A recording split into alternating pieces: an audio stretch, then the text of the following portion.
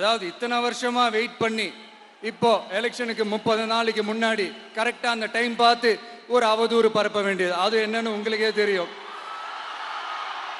கரூர் விஷயத்தை பத்தி ஊருக்கே தெரியும். ஆனா போடு, விஜய் மேல பழிய போடு. என்னடா இவ்வளவு பெரிய ஒரு பழிய தூக்கி விஜய் மேல போட்டாலும் மக்கள் விஜய் கூடவே நிக்கிறாங்க. சரி, அடுத்து வேற என்ன பண்ணலாம்? முடக்கு. ஜனநாயகனா முடக்கு. படத்தை முடக்கினா கொஞ்சம் பையன் கொஞ்சம் டிஸ்டர்ப் ஆயிடுவான். அதனால படத்தை முடக்கி. இது யாரு முடக்கினாங்கன்றது உங்களுக்கே தெரியும். அது நான் சொல்ல வேண்டிய அவசியம் உங்களுக்கு இல்லை. இவனாடா இவன் படத்தை முடக்கினாலும் அவன் பாட்டுக்கு அதை கண்டுக்காம அவன் பாட்டுக்கு வேலையை பார்த்துட்டு போயிட்டே இருக்கான். அதுவும் எடுபடலை.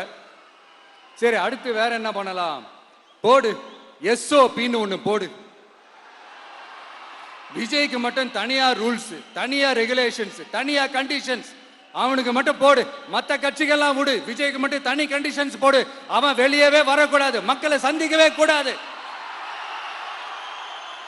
என்னாச்சு? அதுவும் எடுபடல. எத்தனை சோதனைகள், எத்தனை வேதனைகள் நீங்க கொடுத்தாலும் இந்த திமுக நாளையோ இல்ல இந்த பாஜக நாளையோ இல்ல இந்த மற்றும் பலர் நாளையோ இல்ல எந்த வேற யாராலையும் என்ன மக்கள் கிட்ட இருந்து பிரிக்க முடியாதுன்னு சொல்ல வந்தேன். அதை தான் சொல்ல வந்தேன். Sarvana Elite Gold and Diamonds.